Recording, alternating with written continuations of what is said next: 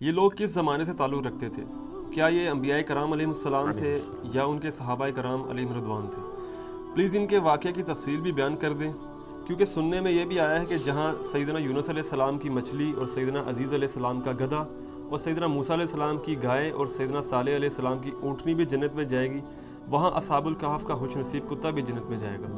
چونکہ کتا ایک نجس جانور ہے، اس لیے اسے یہودی عالم بلعام بن بعورہ کے جسم و شکل میں داخل جنت کیا جائے گا۔ پلیز ان تمام باتوں کی تصدیق یا تردید فرما دیں، شکریہ، جزاک اللہ۔ کڈی وڈی کہانی کڑی ہے انہوں نے، ہر چیز کا جواب دیا کہ جی وہ چونکہ وہ نجس جانور ہے تو بلعام بن بعورہ جو یہودی عالم تھا تو اس کی کھال پہنا کے، حالانکہ اس کو بھی اللہ تعالیٰ نے کتے کی مثال بیان کی ہے، معذرت کے ساتھ یہودی عالم تھا، اور سورۃ الاعراف کی آیت نمبر 175 اور 176 میں اللہ تعالیٰ نے اس کو کتے کی مثال بیان کی، اور کس وجہ سے فرمایا؟ علم دیا تھا لیکن پستی میں گر گیا، دنیا کا لالچی بن گیا۔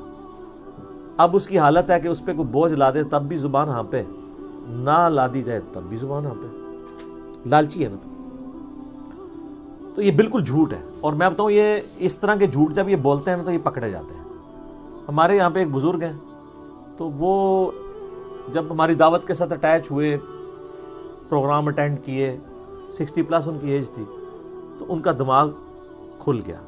پہلے وہ اتنے کٹر دیوبندی تھے کہ ان کی دکان کے بالکل ساتھ اہل حدیث کی مسجد تھی، لیکن انہوں نے پوری زندگی کبھی ادھر نماز نہیں پڑھی تھی، اور نمازی پکے، اذان ہوتی تھی وہاں سے اتنی دور موٹر بائک چلا کے اپنی دیوبندیوں کی مسجد میں نماز پڑھ کے واپس آتے تھے۔ تو ان کی اولاد بھی کنکلوڈ کر بیٹھی تھی کہ ان کے لیے تو کوئی ہدایت نہیں ہے، لیکن ہدایت تو اللہ کے پاس ہے۔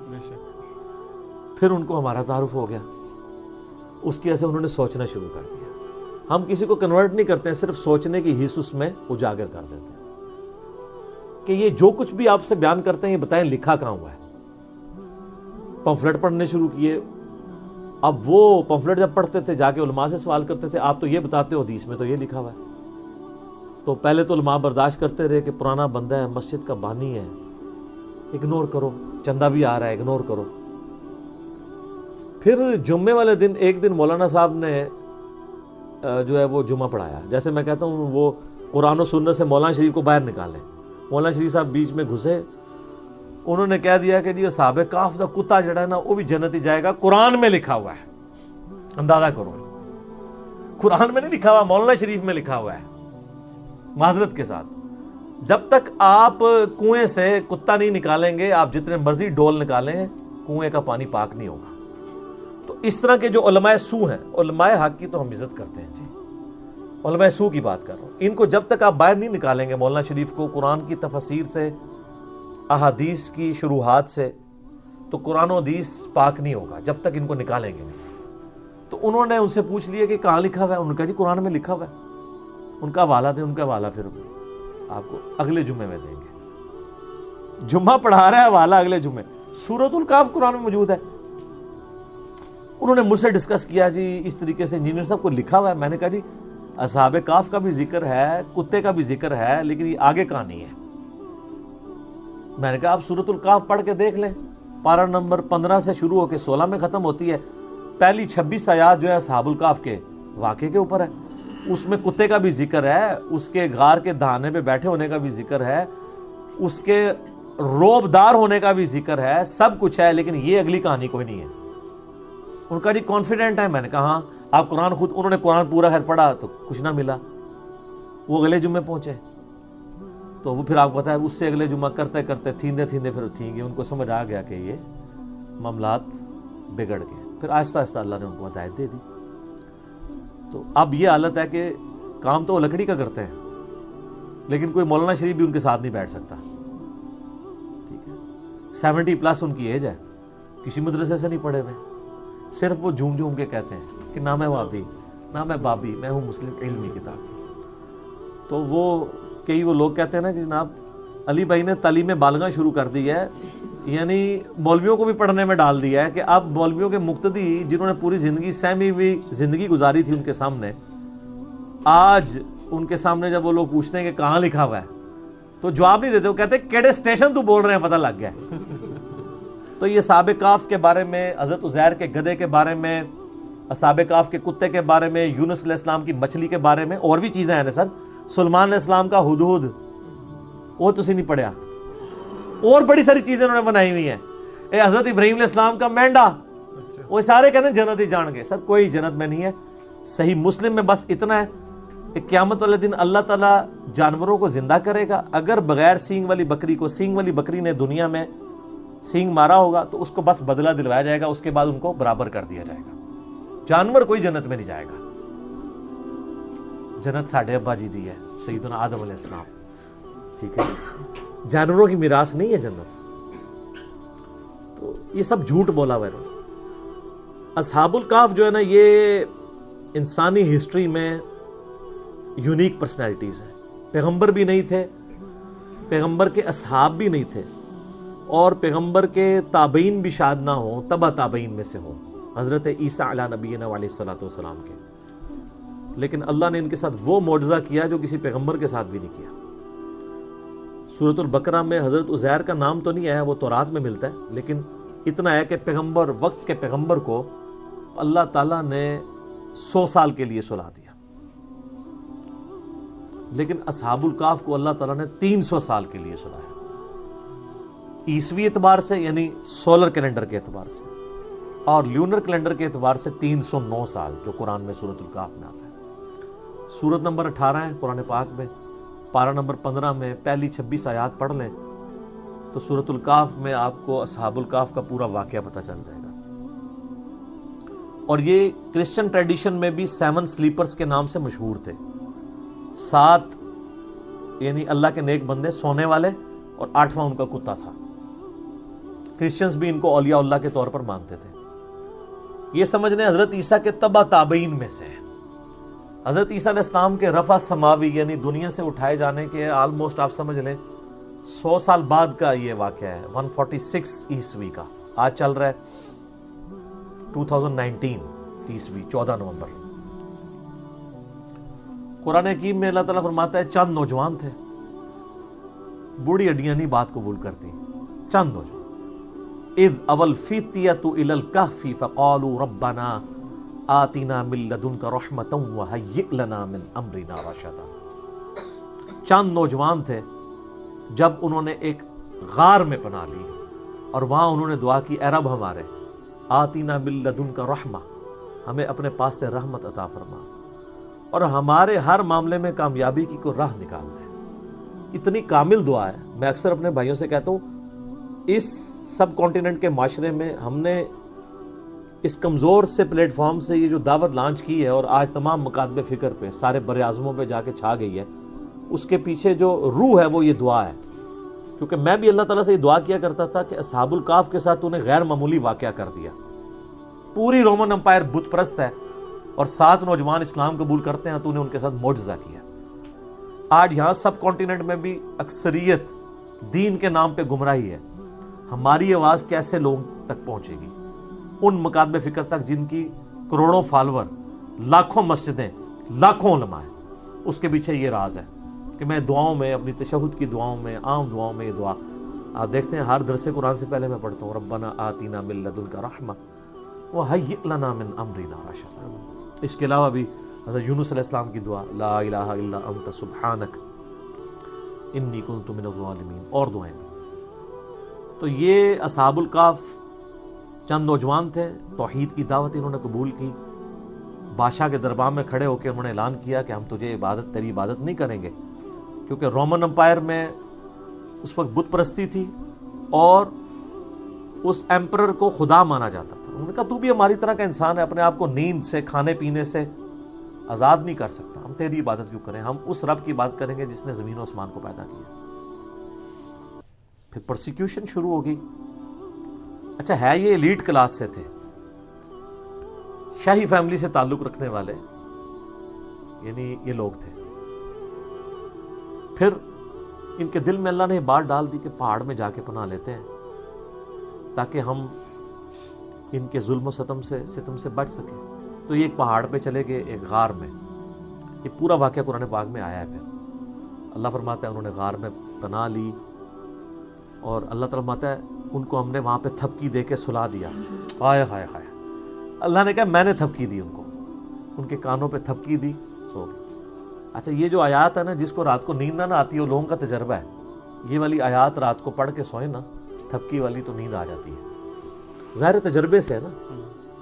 کئی صحابہ کرام نے قرآن میں کئی وظائف ڈسکور کی ہیں، میرا مسلم شریف میں حدیث بھی ہے کہ نبی علیہ السلام نے فرمایا زمانہ جاہلیت کے بھی اگر ہیں اس طریقے کے دم مجھ پہ پیش کرو، اگر شرک نہیں تو کرتے رہو، تو اس سے تو بدرجہ اولا قرآن میں سے کسی نے کوئی چیز ڈسکور کر لی، ٹھیک ہے۔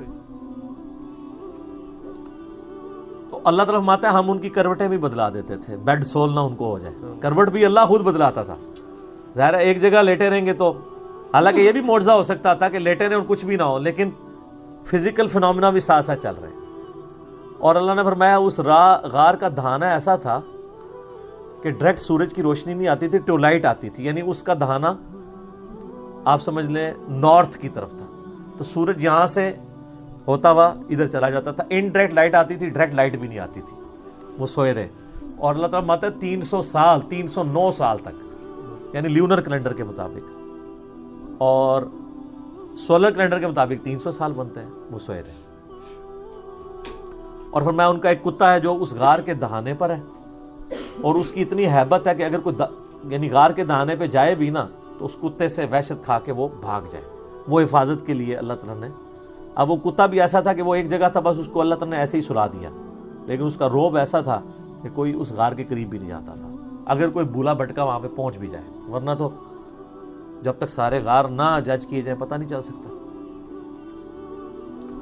اور پھر کافروں نے یہ کیا کہ ان کے ناموں کی تختیاں لکھ کے ان کے اوپر سزا جو تھی، وہ ایک تختی رقیم اسے کہا جاتا ہے، اصحاب الرقیم بھی انہیں کہا جاتا ہے عربی میں، اس غار کا منہ بند کر کے وہاں پہ رکھ دی۔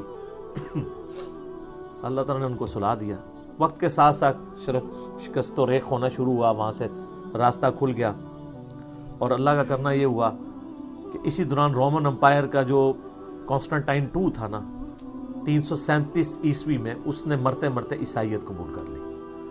اب عیسائیت قبول کرنے کا مطلب یہ تھا کہ پوری رعایا نے عیسائیت قبول کر لی، پوری رومن امپائر کرسچن ہو گئی اس وقت مسلمان، یعنی حضرت عیسیٰ علیہ السلام کے اٹھائے جانے کے 300 سال کے بعد، ورنہ ان 300 سالوں میں عیسائیوں نے بڑے ظلم اٹھائے ہیں ان بت پرستوں کے ہاتھ، وہ تو ایک پوری داستان ہے۔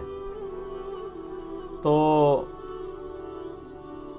اب وہ جب اٹھے تو وہ آپس میں کلام کرنے شروع ہو گئے کہ ہم کتنی دیر سوئے ہیں، دن یا دن کا کچھ حصہ، ان کو آئیڈیا نہیں ہوا، کیونکہ علم غیب نہیں تھا اس زمانے میں ہوتا ان کو حضرت عزیر علیہ السلام کو نہیں پتا چلا میں 100 سال سویا رہا ہوں، ٹھیک ہے۔ تو اللہ تعالیٰ نے ان کو سلا دیا۔ اب اٹھے تو انہوں نے خیر آپس میں کیا، پھر انہوں نے کہا چلے ایک بندے کو بھیجتے ہیں۔ اب جیسے اچھا 300 سال بھوک نہیں لگی، اٹھے تو بھوک لگ گئی، تقاضے شروع، وہ معجزانہ طور پہ سوئے ہوئے تھے، تو انہوں نے وہ اشرفیاں دے کے ایک بندے کو بھیجا اور کہا دیکھنا کوئی پاکیزہ مال لے کے آنا ہے، کوئی ہم تو حرام کا کوئی مال نہیں کھائیں گے۔ شریعت ساتھ ساتھ چل رہی ہے، اور وہ یہ سمجھ رہے ہیں کہ بادشاہ کا دور ہے، چھپ چھپا کے، ان کو تو پتہ ہی نہیں ہے کہ سر 300 سال گزر چکے ہیں، اور رومن امپائر جو ہے وہ ان کا دین وہی ہے جو ان کا دین ہو چکا ہے۔ اب وہاں جب پہنچے تو وہاں انہوں نے حالات بدلے ہوئے دیکھے، کسی دکان سے وہ خریداری کرنے لگے تو وہ جب اس نے پرانے زمانے کے سکے دیکھے، اس نے کہا لگتا ہے کہ اس بندے کے ہاتھ کو خزانہ لگ گیا، شور مچ گیا، اس کو پکڑ کے لے گئے۔ تو آہستہ آہستہ پھر ان کی حقیقت کھل گئی کہ یار یہ تو وہ لوگ ہیں، پتہ تھا ان کو کہ اس طرح 7 سلیپر کسی غار میں سوئے ہوئے ہیں، تو وہ تو پھر وہاں کے اولیاء اللہ ڈکلیئر ہو گئے۔ پھر اللہ تعالیٰ نے فرمایا کہ اس واقعے کے ذریعے ہم نے ان لوگوں کا ایمان بھی مضبوط کیا کہ اللہ تعالیٰ مرنے کے بعد زندہ کر سکتا ہے، کیونکہ اس حوالے سے کوسچنز شروع ہو گئے تھے، اللہ تعالیٰ مردوں کیسے اٹھائے گا۔ یہ بہت بڑا معجزہ تھا کہ 300 سال بعد اللہ تعالیٰ نے ان کو اٹھا لیا۔ اس کے بعد پھر صرف اتنا ہی ملتا ہے کہ لوگوں نے یعنی ارادہ کیے، بعض لوگوں نے کہا کہ اس پہ ہم مسجد بنائیں گے، یہ کریں گے، بعض نے کہا یہ کریں گے، بہرحال ان کی غالب اکثریت انہی کی تھی جنہوں نے اس پہ مسجد بنا لی، جس سے وہ مزارات پہ مسجد کا ثبوت بھی لیتے ہیں، اور اس پہ میں نے کلپ ریکارڈ کرا کے اس کا جواب بھی دیا۔ آج میں اس مزے کو تیکھا نہیں کرنا چاہتا، اس ٹاپک کو میں چھوڑتا ہوں۔ بال پھر انہوں نے کہا دعا کی، قرآن میں تو بس اتنا ہی ملتا ہے، اور اللہ تعالیٰ نے ان کی پھر وہاں سے روح نکال دی، فوت ہو گئے۔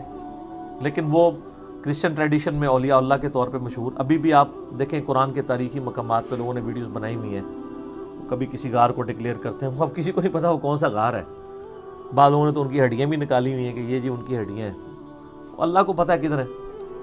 یہ اللہ تعالیٰ کی طرف سے بہت بڑا معجزہ ہوا ان کے لیے، توحید والے تھے. لیکن اللہ تعالیٰ نے اس قصے کو بڑا لائٹلی بیان کیا ہے. اس حوالے سے اللہ نے کہا ام حسبت ان اصحاب الکہف والرقیم کانوا من آیاتنا عجبا، کیا تم یہ گمان کرتے ہو کہ یہ جو اصحاب کہف اور اصحاب رقیم تھے یہ ہماری قدرت کی کوئی عجیب نشانی ہے؟ کوئی عجیب نہیں ہے، اللہ تو اس سے بڑے بڑے کام کر رہا ہے. ہائے ہائے ہائے سر، اسی لیے میں کہتا ہوں کائنات میں ہونے والی ہر چیز معجزہ ہے، لیکن ہم ان معجزوں کے عادی ہو چکے ہیں.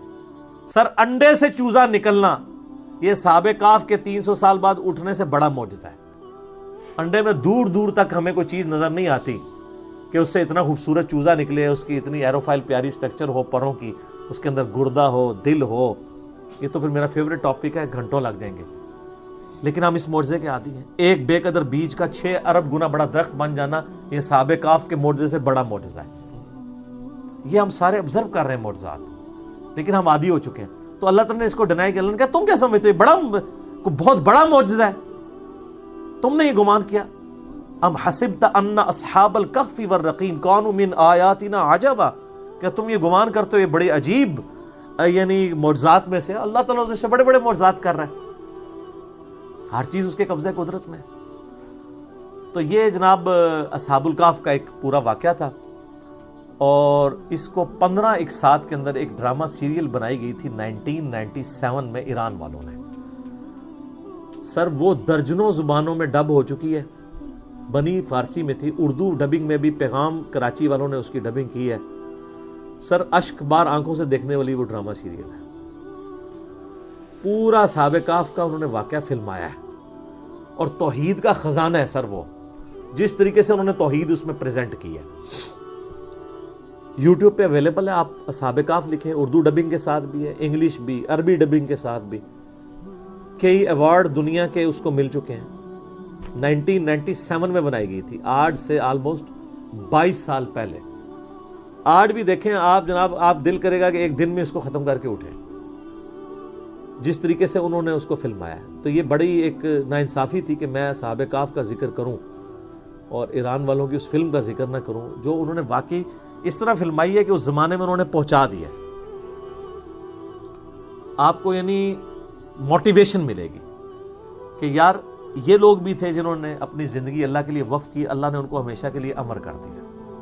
آج لوگ ان کا ذکر کرتے ہیں. قرآن قیامت تک پڑھا جائے گا، اور اللہ کے ان موحدین کا ذکر لوگ ہمیشہ کریں گے، ان کی مثالیں دیں گے کہ جناب ایسے نوجوان بھی ہوتے ہیں. اچھا یہ تو واقعہ اللہ تعالیٰ نے بیان کیا تھا تاکہ لوگ توحید کی طرف رغبت کریں. ہم نے اس کو فضائل کا ذریعہ بنا لیا، وہ بھی ہے. صحیح مسلم میں حدیث ہے جو سورہ کہف کی پہلی 10 آیات حفظ کر لے گا دجال کے فتنے سے بچ جائے گا. تو کبھی اس پہ غور کریں کہ دجال کے فتنے کا اس سے کیا تعلق ہے. اس لیے کہ اس کی جو 10ویں آیت ہے وہ اذ اول فتیۃ الی الکہف فقالوا ربنا آتنا من لدنک رحمۃ وہیئ لنا من امرنا رشدا. اللہ تعالیٰ نے جب کوئی کامیابی کی راہ نظر نہیں آتی تھی، اصحاب الکہف کے لیے کامیابی کی راہ نکال دی. تو دجال کے فتنے کے خلاف بھی جس کو یہ 10 آیات یاد ہوں گی اس کے لیے بھی کامیابی کی راہ نکل جائے گی. تو یہ یاد اسی کو ہوں گی جو روزانہ پڑھے، اسے وقتاً فوقتاً پڑھتے رہیں، خود بخود زبانی یاد ہو جائے گی. اسی طریقے سے صحیح حدیث ہے المستدرک للحاکم میں جو جمعے والے دن سورۃ الکہف کی تلاوت کر لے، اگلے جمعے تک اس کے لیے ایک نور اللہ تعالیٰ کی طرف سے مقرر ہو جائے گا. اور صحیح بخاری میں حدیث ہے نا، وہ سورۃ الکہف ایک صحابی پڑھ رہے تھے تو ان کا گھوڑا جو ہے وہ بدک گیا تھا، فرشتے وہ سننے کے لیے آ گئے تھے. تو سورۃ الکہف کے فضائل اپنی جگہ ہیں، لیکن اس کے جو مضامین میں یہ اصحاب الکہف کا پہلی 26 آیات کے اندر جو ذکر ہے وہ توحید کے علمبرداروں کے لیے ایک مشعل راہ ہے کہ اگر آپ تھوڑے کیوں نہ ہو، اگر آپ سچائی کے لیے کھڑے ہیں، ٹروتھ لور ہیں، تو اللہ تعالیٰ آپ کا ہاتھ تھام لے گا. دنیا میں نہ بھی تھامے، آخرت میں ہمیشہ کی کامیابیاں تو آپ کا مقدر ہوں گی انشاءاللہ تعالیٰ. اس لیے گھبرانا نہیں ہے، سچائی کے ساتھ کھڑے رہنا ہے اور کبھی پرواہ نہیں کرنی اس حوالے سے. تو اس کے ساتھ جو باقی سٹوریاں وہ جوڑ دیتے ہیں وہ ساری کی ساری غلط ہیں.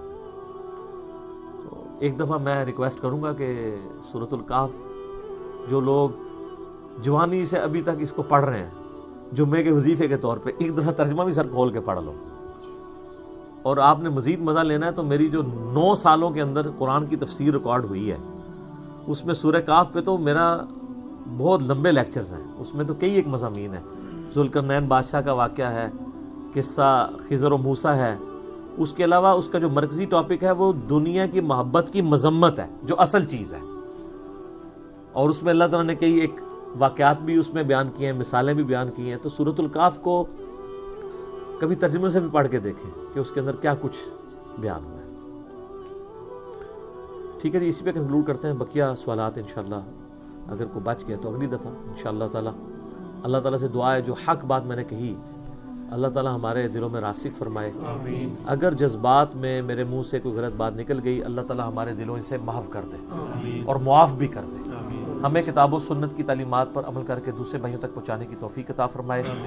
سبحانک اللہم و بحمدک اشہد ان لا الہ الا انت استغفرک و اتوب الیک وما علینا الا البلاغ المبین. جزاکم اللہ خیرا.